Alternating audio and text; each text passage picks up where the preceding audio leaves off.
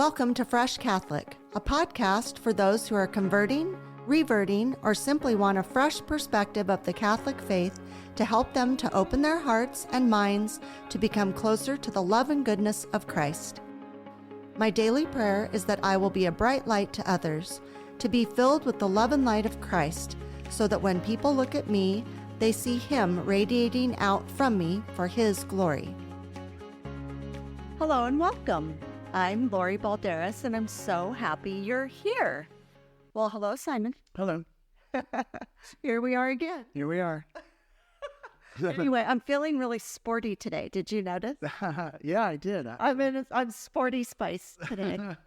Anyway, we have a reason that I'm dressed kind of sporty today. Oh, okay. Okay, so let's see how I did that. Yeah. Segue. Yeah. What a segue.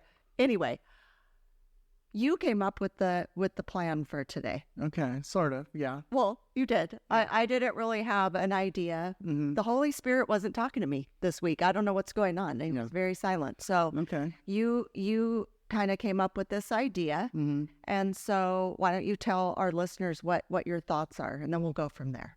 Okay. Well, I've been running ragged for the last couple of weeks, doing all kinds of stuff, shifting gears, and work-wise, I have just kind of been reinventing myself over the last several months, and I'm tired.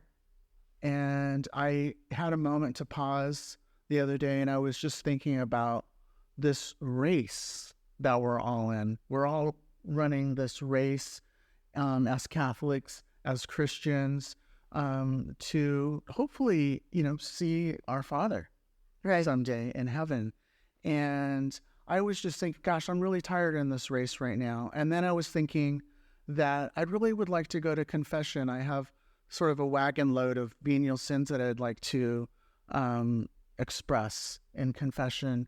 And one of the reasons is because, when I'm, especially when I'm busy, I tend to have moments of impatience, and there's things that I'm not happy with how I'm behaving. So I feel like I need to go to confession for those things. And in doing that and thinking that, I'm thinking, I wonder how other people are doing in the race. We're all running this race. And I'm also a runner. And my kids are runners. My son is a very gifted runner and an award-winning runner, even. Yeah. A record-holding runner, even. Yes, he's a very good runner. And because I've been so busy, I've only been able to run one day last week. And that's not like me. I usually try to go at least 3 or 4 days. And I haven't been able to do that. And it bothers me, and it kind of makes me grouchy a little bit. I really have that desire to go out and hit the road and run. And it, makes you feel good when you exercise. Right. And so, but I was thinking about this race in life that we're in. And, sometimes when we're running this race of life, we get tired, or we fall down, or maybe we don't even notice others around us who have fallen down and maybe need a hand up, because it kind of sucks when you're on the ground and when you're having a hard time in this race.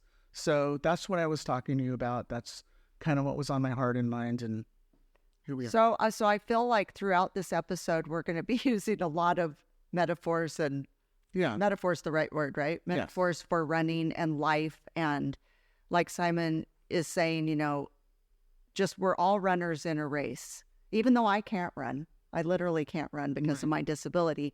But I totally get what you're saying. I totally get that analogy of running, and that we are in a race, in a rat race even. Yeah. I mean, it is an exhausting. I know we're both really tired. I know when I go to bed every night, you're basically going, poor Lori, because I'm so tired. I go to bed, I'm just wiped out the day, and I just go immediately to sleep because I'm just so tired. And I do feel like we're kind of running on a treadmill. Yeah. And kind of like, I don't know that we're getting anywhere. And if we are, it's very slow. And I don't think we're the only ones that feel that way, honestly. I mean, I don't know what everybody's stories are, but I think if we want to use the analogy, let's say there's a person, a runner. We'll keep using that term as a runner. We're all a runner, okay? There's different kinds of runners. So if there's the runners in the world, and there are, who are really physically fit, mentally, spiritually, emotionally, physically fit, and they're running the race, and they're really making progress, and they're really doing a great job. Yeah. Instead of being mad at those people, and jealous of those people, I think it's good to have the attitude of like, oh, wow, what an inspiration they are. Instead of saying, oh, they think they're so great, or, oh, they think they're such a great runner. Instead of having that attitude, which I think is a lot of attitudes towards people that are maybe are doing well. I'm not talking about people who are faking it, or people who are disingenuous, or people who are bad or evil. I'm talking about the people who are literally got it together. Yeah. At least to us, they've got it together. They're physically, mentally, emotionally fit, and a good runner, and they're a good role model, and they're a good inspiration for somebody to say, I would like to try to be a runner like that. What could I do? Yeah. To be like that? I could see that, some people might have a little bit of jealousy towards them, but really as an athlete, as a runner, when you see somebody really doing well, like I watch the Olympics and I see these Kenyan runners, just their form is just so beautiful. They look like they're flying. Right. It's amazing. So instead of being jealous of them, look at their technique. Right. What are they doing right? How can I apply that to my life? Right. So these people, they're like you said, they're setting some good examples. And maybe our human side wants to wish that we were like that, but it takes a lot of practice. Right. And discipline. The discipline and dedication. Right. And the one thing that I sort of kind of took away about how can I do better in this race, and one of the things is consistency. Right. Doing the right thing over and over again, many times over. They say if you do something 10,000 times, then you're an expert in that thing that you're doing 10,000 times over. So, hopefully this repetition of things and the way that your life's being ordered can reach that level of perfection and please Christ. Because that's the whole goal, is to really try to please Christ. And seeing somebody who's really, like you've seen probably many times in different races I have, where there's a person just about to get to the finish line and they can't go anymore. They're literally collapsed. Right. And you see the runner right behind them scoop them up and help them over the finish line. Right. That's what we should do. Right. That's beautiful. Yeah. Yeah, that's a beautiful image. It's and we have, I would say most people have if they haven't experienced it in person, they've seen it. Yeah. That happened. And that's kind of what I was going to talk about is the race, like you and I are in a race. We're devout Catholic. We're in a race where we're trying to strive for holiness, strive to go to heaven, strive to do good, strive to love the Lord, try to be in service of others. That's our race. That's the race we're on. And I personally constantly am thinking, what can I do more and more that serves the Lord, that brings me closer to Him, that draws people closer to Him? I pray for that every single day. Yeah. But there are people in the world that their race is a different race.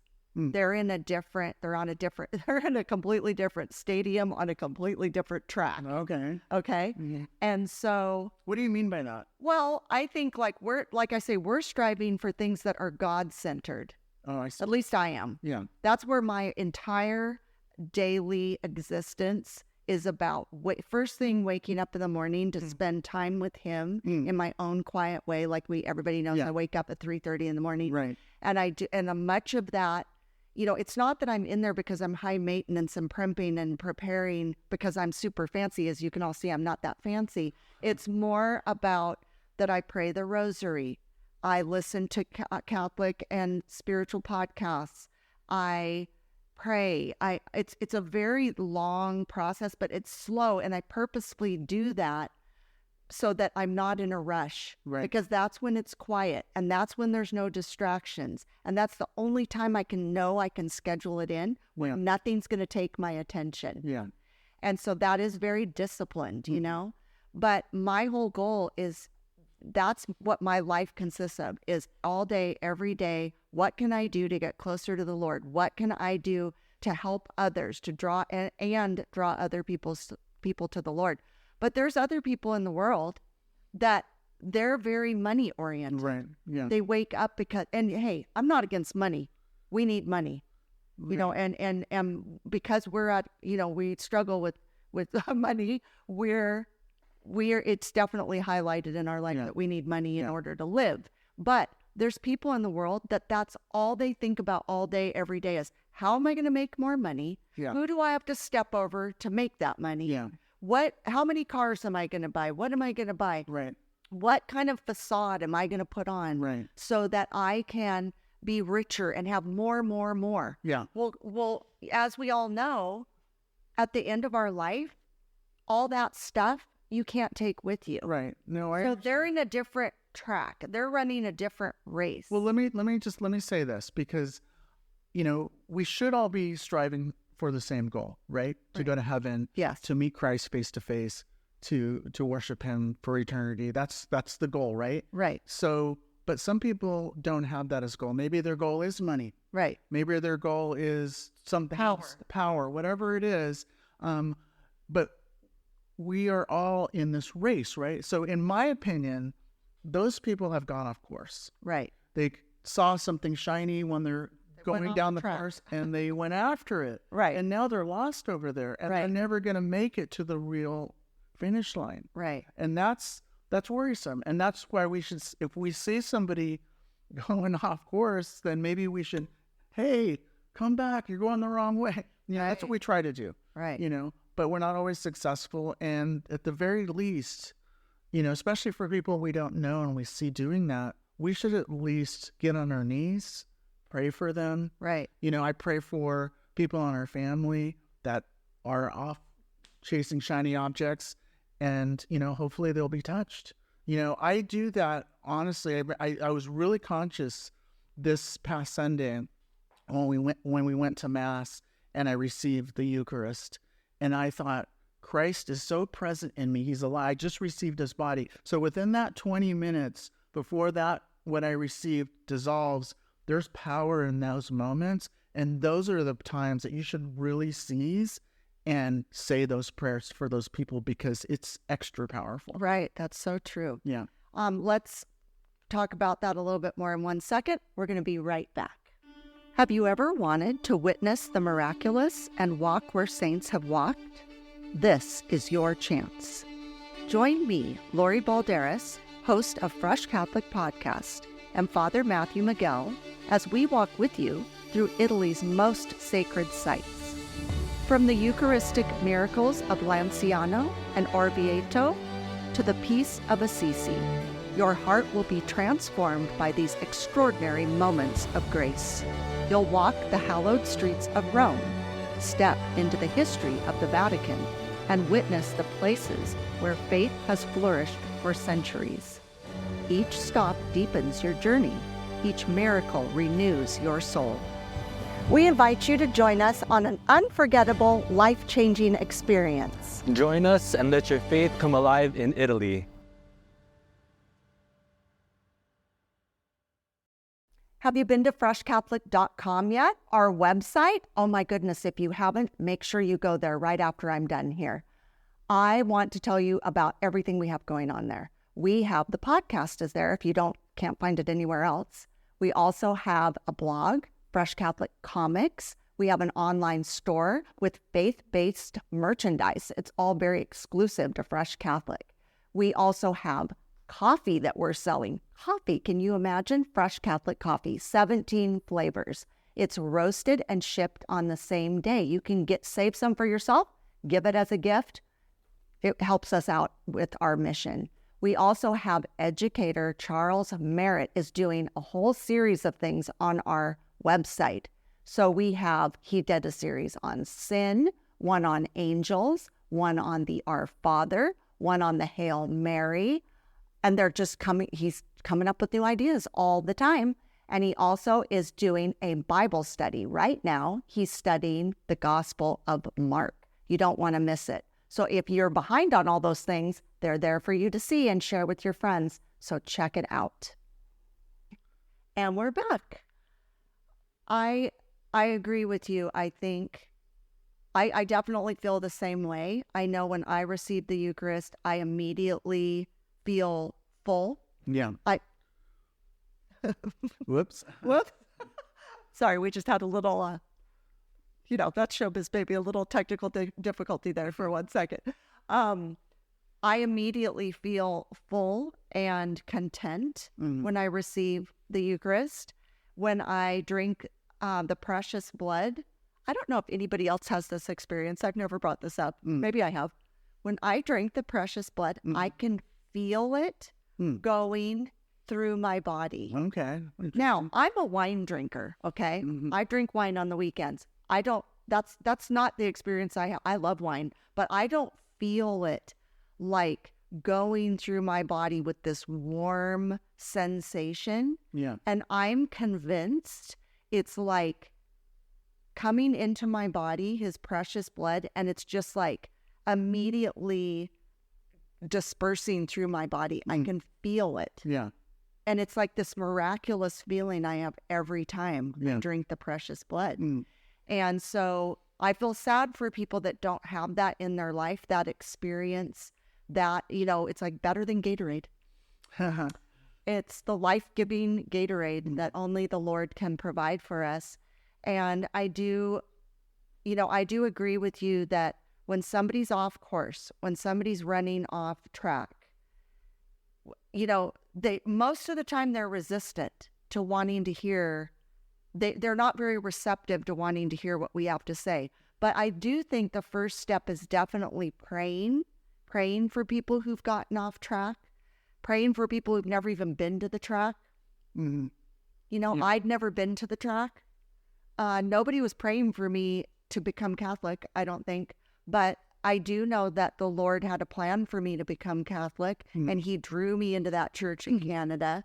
And then he drew me into Our Lady of the Assumption Church, where they announced RCIA was getting ready to start. Right. But this is why, even when, like, for example, doing this podcast, I have many Catholic listeners. I have people who've turned away. I have people that aren't Catholic at all, but are interested. I have Christian listeners, or Protestant listeners. So to me, it's like just presenting the idea, putting the idea out there, where then the ball's kind of in their court, or it might trigger something in them to go, oh, you know what? That's really interesting that she's Catholic. That's really interesting that they're talking about this. I identify with that. I resonate with that. And then it just takes those little seeds of something to draw people to what we're talking about. And it might be a slow thing, and it might be something that's really happens quickly. It's up to the Lord. Right. Once he gets into your thoughts and your minds and your being, he can make things happen as he wants them to happen, and they do. Right. Like I was remembering last week when we had Becky Cooper on, and she was telling us about turning away from the Catholic faith as a teenager. And then she went into adoration.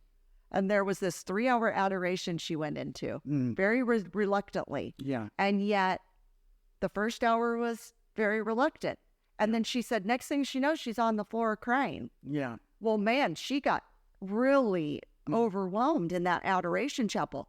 And when you do go into an adoration chapel, you're in there in this small space with the Lord. It's so private. It's so intimate. Yeah. It's so beautiful.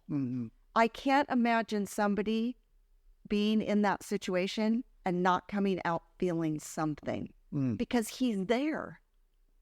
I'm just getting chills thinking about it, just talking about it. Yeah, no, when she talked about it, it really, I welled up because I had a similar experience when I came back to the Catholic Church. I went to a retreat and with a friend who invited me, and I wasn't planning on becoming Catholic or anything like that. I said I would go, and I was also reluctant. Was this Matt DeMaria? No, I went with my friend Alex, Dr. Alex, yeah. And I went to adoration, and I immediately thought about my childhood and how I had those experiences back then. I get a little emotional. I'm sorry, because it really blew me away. And you're talking about your bad childhood experiences. No, and I would go to adoration with my mom. Oh, right. And stuff. I remember those moments, and I remember just having those beautiful moments with Christ. But I fell away from that, and so as Becky did, and she was explaining it, how she just literally got knocked down, and that's what Christ does. That's what he did to Paul. He knocked him over, right, and to get his attention. And that's what he did with me. I remember they were passing the monstrance through the audience, and some people were kissing it, and some people were just touching it, and so I kissed it,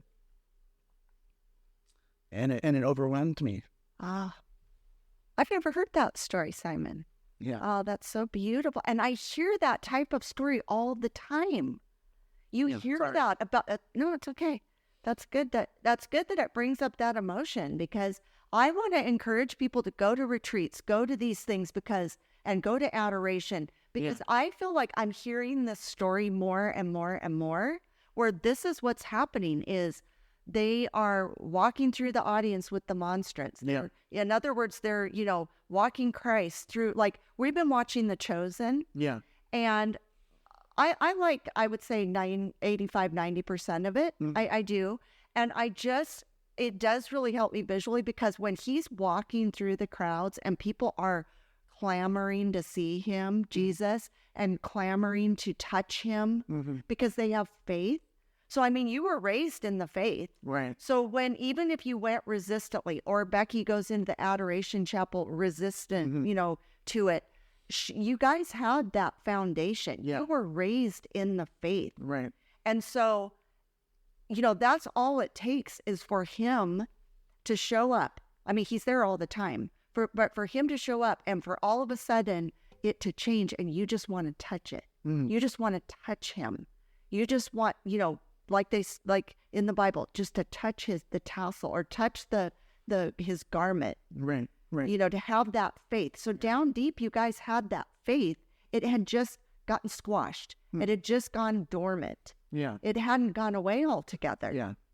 Yeah. No, it's easy to get, while you're in the race, to see those shiny objects and to be hypnotized by them, and to just all of a sudden you just have blinders on, and you're just, that's all you can think about. You get obsessed with certain people, get obsessed with money, they get obsessed with power, all the things that we talked about, and it's all just a distraction from the real fulfillment in life. Right. Well, and that's exactly what Satan, his agenda is to, make something look attractive. Because let's go back to the running metaphor. So let's say you're in a race. Yeah. And it's, I've never been in a running race. My daughter's a runner also. So we did a lot of track with my daughter. And so I definitely understand the whole concept of the race, but I have never been in one myself. Yeah. Okay. So there's that anticipation, going to the race, getting in line for the race. Right. How am I going to do? Am I ready to go? Am I strong and fit and ready? You have all these other people around you that are thinking the same way. And then some people are very well trained. Other people are not. They're maybe not in that great of shape. Maybe they're not as dedicated, but they're still there. Maybe they're there because they want prize money. Maybe they're there because they're trying to beat a personal goal. Maybe they're there because somebody forced them to be there. Yeah. There's all these different reasons of why we're in the race. Right. Okay. So then when you're actually running the race, are you going to be distracted? Are you going to all of a sudden be defeated because, oh, I have a cramp. Oh, I'm hot. Oh, I'm thirsty. Or am I going to keep going? Yeah. You also see those images of people where they're really struggling, and somebody will come up and just, not at the end of the race, but during the race. Right. And they could easily drop out. And some do. Yeah. But they want to keep trying, and they want to keep trying. And maybe they have somebody that says, come on, you can do it. You can do it. Right. And then they get that second wind, or maybe they just need something to drink. And then they get that second wind and they're up and going again. Yeah. And, maybe something's holding you back. Because I remember when I was younger, I used to run a lot of 10,000 meter races, 10Ks. And my dad would take me every weekend to all these different races. And there was one race where I had a new pair of running shoes. I hadn't run in them at all. I just put them on and I never broke them in or anything like that because I normally never did. And there was something wrong with these shoes. And they hurt really bad. And as I was running, I looked down and I could see my feet were bleeding. Oh. And so I was about halfway done with the race. I would run really, really hard. And it was holding me back. Yeah. So I was so upset and so angry. I just literally kicked my shoes off and ran the rest of the race barefooted. That's what if something is holding you back, get rid of it. Right. Well, like Avoid they say, if your eye is, it's kind of a horrible image, but cut your arm off, cut your hand off. If it's making you sin, pull your eye out. But that is the truth. It's like if something's holding you back and something is distracting you or keeping you from your eye on the prize, you have to cut it loose. Yes. And let's talk a little bit more about that in 1 second. We'll be right back. Thank you for tuning in today. We really appreciate you being a loyal listener. I want to remind you that in addition to our weekly topic episodes, I also do Fresh Catholic Daily, the daily Mass readings. They're nice and short, 5 to 7 minutes, perfect for your drive to work or school, or while you're cooking, cleaning, on a walk. So tune into those, get your daily dose of Jesus. I'm also on Instagram and Facebook, and I do little short videos every day. So tune into those, tell all your friends, subscribe, please, rate and review. We really would appreciate it. I'm just trying to draw people to the Catholic faith or back to the Catholic faith. Help me to do that, won't you? And we're back. So I do believe that. I believe, for good or bad, I've had to cut people out of my life that are either pulling me down a wrong road or distracting me from my ultimate goal. Mm-hmm. My number one focus is Jesus. Mm. And if anything's going to get in the way of that, it's not that I'm doing it in a vicious, mean way. Yeah. It's just I can't allow it to cloud my vision, to cloud my goal, to cloud... I'll tell you what. I know for a fact that anything that God and Jesus are presenting to me and wanting for me, I know is the right way to go. Okay. I don't have to wonder if something is coming that I know is detrimental to me, my health, my spiritual being, my emotional well-being. There's no real choice. There's no real contest to me. Now, the younger me, that would have been a harder thing. Even the older me that was more addicted to other things that I shouldn't be addicted to. Not that I was a drug addict or anything like that. I'm not implying that. I'm just saying I put a lot of value in things that were meaningless or that were fleeting or that were unimportant. And now I'm not interested in getting involved in things if they're not going to be something that is helping me to move forward in the race. Right. Yeah. Yeah. I kind of think about the race, as a running race, the race of life, but I really visualize it as more of like a soldier running. Because the soldier doesn't just have his shoes on his body, he has equipment with him. Right. He has a shield. Right. He has a sword, perhaps, and what is the shield? It's protection from God with the Holy Spirit. What is the sword? It's the word of God. Are you equipped in your race? Do you have everything that you need? Are you taking the Eucharist? Are you getting nourished? Right. All those kind of, is your thirst being quenched? Right. By reading God's word. So there's kind of a lot to running the race. It's not just beelining the race. It's, are you prepared? Are you able? Are you conditioned? Have you been practicing? Right. What have you been doing when you're faced with temptations or things that you shouldn't get into in your life? Have you been deterred by those, or are you running past them, or are you stopping and being hypnotized and mesmerized by those things? Right. Well, and that's the thing with being an athlete or being just a human being. You do have a choice, okay? So there are, let's use the analogy of an athlete or a runner. So yes, in order to be a successful runner, you do need to be equipped with things. You do need to be conditioned. You do need to be disciplined. Because if you go out drinking the night before, eating a bunch of crap food, and then you're running a race the next day, I don't think that's a good idea. You're probably going to be throwing up everywhere. You're going to maybe faint. You know, you're going to cramp up. You're going to have all sorts of problems. Mm-hmm. So I feel like that's how it is in life, is the farther I'm getting along with getting closer and closer to God, eliminating things that aren't building that up for me in my life, the easier it is to not turn to those things. Right. Yeah. You know, it's like I find that really fascinating because I've always been disciplined. Yeah. I'm a disciplined person. Yeah. But I also could easily be swayed in the past. Yeah. It's like, oh, well, I would like to do that. Yeah. And now I'm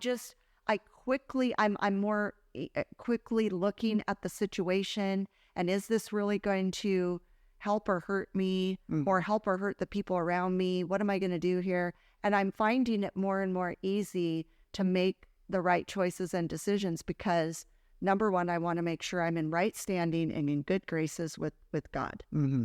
And so it's similar when you're an athlete or it's in sports. You have to do the right thing for the team or for your individual sport so that you can succeed and do a good job. And if you are failing, or let's just say you think you've failed in your journey towards that race, I think about that poem, Footprints, where they say, there was 2 sets of footprints and then it turned into one, and what happened, and then one that says that the person says, "Where are you, God?" Yeah, where are you, God? And God says, "Well, I carried you." Yeah, and those are my footprints. Right. Right. So I think if you're in that moment of despair or ready to give up, that's when you need to really surrender and reach your hand up for Christ, right, to take you in, because He'll carry you through. Right, take you over the finish line. Yeah. I love that. The Lord will take you over the finish line. Oh, amazing. We just came up with that right off the top of our head. No notes. Yeah. Yeah, I don't know why this subject makes me really emotional. I guess because I'm tired. We're tired. Yeah. Yeah, we're very tired. Yeah. And I also feel like, if you, also with the running metaphor, if you're training for a race, if you're doing everything you should be doing and can be doing, and you're giving it your best effort, and somebody comes along and they trip you or they push you down when you're running, or you just can't win, man. You do everything you can and you go out and you get blisters and you're bleeding, or you fall and you sprain your ankle when you're trying to run this race, and you have to you have to stop. Yeah. You get sick and you can't go that day. Yeah. There's all these things in life that are hurdles. Yeah. And they're trying to trip you up. Yeah. And they're trying to get you off track. And pun intended. And I feel like that's the thing, is you have to look at the finish line. You have to look at, Jesus is standing at the finish line going, right here. But if you're struggling, He's there with you also. Yeah. He's in every part of the race with you. He's there ahead of time. He's there when you're training. He's there when you're running. He's there when you're fatigued. Yeah. He's there when you're tripping and falling. He's helping you up. He's at the finish line, pulling you across. I think it's important for you to say that because, for me, when I've run hundreds and hundreds of miles over the years, thousands probably, and it's kind of a lonely journey. You're really in your head. You're experiencing all these, these pains and these thoughts and so forth. When you're running a race, you can't even talk. You can't, right. If you're running with a buddy and you're able to converse, then you're not running fast. Yeah.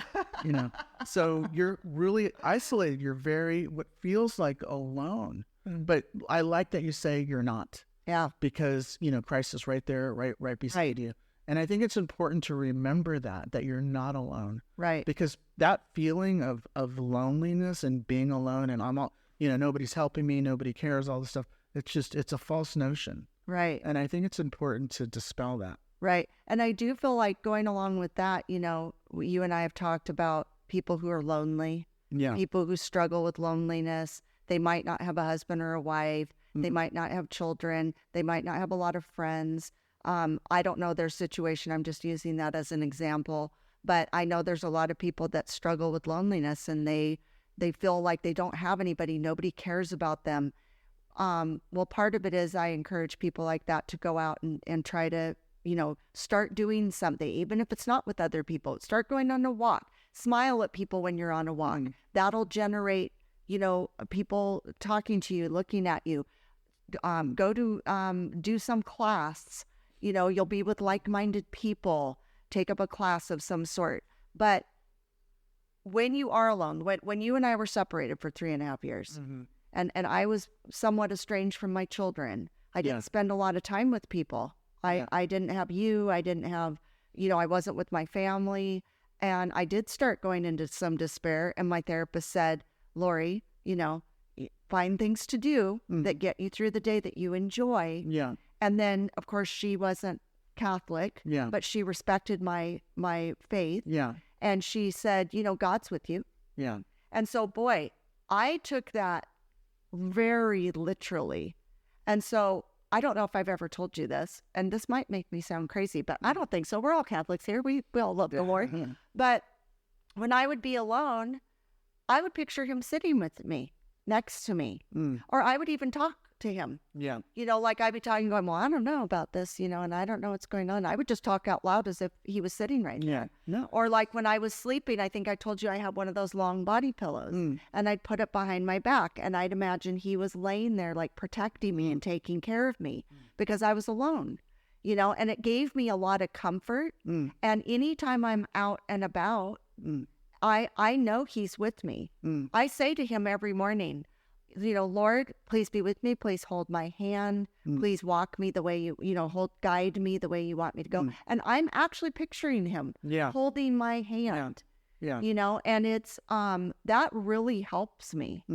And I think, again, it's a disciplined thing. It is. Now this faith, it's also a great deal of faith. Yeah. To have that in your head that, I'm not crazy that I think that. I'm not like making this up and it's just I'm saying this and I don't mean it. I actually mean it. Yeah. These experiences we've had, you, Becky, Cooper, many people who have, Father Matthew had that experience where he, felt the Holy Spirit and, it's like that was his moment of the Lord calling him to the priesthood. Oh my gosh. I mean, it's miraculous, but it's that faith. Right. You have to have that faith. We just watched The Chosen, and there was a scene where they were kind of being surrounded by people, adversaries who were not happy with them, Jesus and his disciples. And he asked them all, his disciples, to sit down. And they said, Lord, we're not feeling very strong here. This is not looking good. We look really weak sitting here. But my first thought when they said that was, if that was me and Jesus told me to sit down, I'd be thinking, well, I'm sitting down with the Lord. I'm good. I'm good. I'm okay. Yeah. He's telling me and I'm looking at him, we're going to be okay. Yeah. Yeah. And he said, what does it take? Yeah. Faith. Uh-huh. Yeah. That is like the key to all things is to have that faith. Yeah. And you don't need to have big faith. He said specifically just the faith of a mustard seed, the smallest of all seeds. Yeah, but you just have to have it, and it has to be real, and it has to be legitimate. Yeah. And if you're running off the track, not even on the track, you've never been to the track, and you're not focused on what the ultimate finish line is, and how you can get there, and what it takes to get there. And even if you're not disciplined, even if you struggle with that, I know you struggle with being disciplined. You have a harder time with that than I do. You're getting better, especially now that I'm back here. But it's hard. Some people struggle with that. Yeah. But but God isn't asking for ginormous things. Yeah. He, like, again, mustard seed. Just the first step. You can't run the race if you don't even take the first step. Right, of course. You don't even have to go to the track right away. Yeah. You don't even have to have a plan or have anything. It's just, you know what? I think I'd like to run. Maybe you can't run like me. I'm going to walk. I'm going to do a nice fast walk. I'm going to start somewhere. Yeah. With something. Yeah. And, the one thing that I've noticed, big lesson for me in the last couple of months, is that previous to a couple of months ago, I lived in a very quiet world. As you know, all right. I have 80% hearing loss. So I don't hear very well. My world's very, very quiet. And so when I got some hearing aids, I realized, oh my gosh, the world is so noisy. I could hear my footsteps. I could hear things that I've never heard before. And it overwhelmed me. I hated it. Right. It overwhelmed me. And I have to wear them for a little bit of time and then take them off and then wear them and take them off. Because it was very emotional. It was very emotional. But one thing that not being able to hear, what I realized was it allowed me to focus and concentrate. If I can concentrate and focus for long periods of time, it's very quiet. Interesting. It's very, very quiet. But now that I have all this kind of noise around me, it's a lot harder. Interesting. It's a lot harder. So I'm saying that metaphorically for this noisy world, because there's a lot of distractions that take our gaze off of the prize. Right. Absolutely. And so, that's what's kind of happened to me just physically. Now that I hear all this stuff, I'm hearing all these things and I'm turning all over the place. I don't even know where these sounds are coming from. That's the hard part about hearing now, is that I don't know where these sounds are coming from. I don't know if they're behind me, in front of me, next to me. It's really weird. So, I'm distracted. Well, so imagine that you are just now experiencing this. And when you started hearing really well, I said, this is how we all hear. Yeah. And you just don't know that this is, because you said, I don't like it. I can hear my feet. I can hear my hand rubbing through my head. And I said, that's what we all hear. Yeah. So imagine that's why everybody's so distracted. Mm-hmm. We live in such a noisy world. Yeah. Like, people can't even watch a 30-second video without being bored with it. Right. They can't listen or watch or hear or experience something that's long because they want to move on to the next thing. Right. Very true. They want to run a sprint when sometimes you need to run the long race. Right. Yes. Yes, because this isn't a sprint. It's a marathon. It is a total marathon. Yeah. And I also think sprinting's great. Sprinting's fun. Sprinting can be a fun time. Mm-hmm. There's nothing wrong with having some fun, some frivolity, some noise every now and then. But it definitely distracts. It definitely throws you off course. Mm. It definitely, is the bright, shiny object, when in fact we really do need to remember what's important. And Right. most of the most important things take a lot of time, a lot of discipline, a lot of focus, a lot of just giving it everything you have. Yeah. Mm-hmm. So I just really encourage people to, use this metaphor that we're doing, Mm-hmm. think about it, pray about it, ponder on it. But I do think, it is, I know you and I feel very defeated sometimes. We don't feel like we're ever winning the race. We don't ever feel like we're coming close to the Mm-hmm. finish line. We don't feel like we're training properly. We are getting tripped. We are getting pushed down. Yeah. We are getting squashed. We are getting blisters. We're getting all that. Mm-hmm. But man, we're just Yeah. crawling our way. Well, this is a road race, and in a road race, there's a lot of hills. Yeah. And there's some downhills, and there's a lot of valleys, and sometimes there's trails. I remember running a race where it was on sand. It was awful. Oh. So, we have to keep in mind, like, where we're at in this race, and Right. to pace yourself and to not try to, overdo something. Right. Oh, and speaking of which, I have a story. So last week, we went on a church, or not a church, but a adventure, I'll call it, and I work at the church. And so Father Leon, our pastor, said we would all meet at the San Buenaventura mission, and we would pray the rosary, and then we would go on a hike up to the cross that's up on this hill. Right. So I was thinking, I even said to you, I'm a little concerned because I have a disability, and I thought, am I going to be able to do this?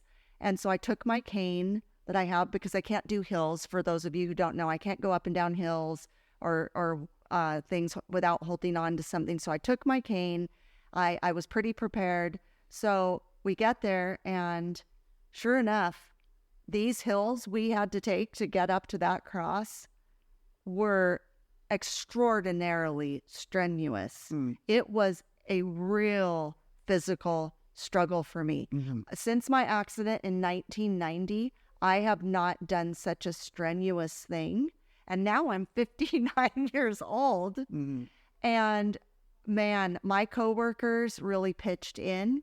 They got on either side of me. They helped me up a hill. Father Leon helped me up of 2 of the hills. Andrew, the music director, helped me up another hill. Everybody, it was kind of like a relay race to get me up the hill to this cross. And I didn't want to give up, and I didn't want to, I wanted to do it, but I was really, really struggling. But boy, did they pitch in and help me. And then when we got up to the cross, I felt such relief. I thought, okay, I did it. I felt really good about that. And thankfully, Father Leon had a ride for me to ride back down the hill. But my point is, I did the race. I did what I needed to do. It was very empowering to me, and also to, I thought it was good for my coworkers to pitch in and help. I thought that was good.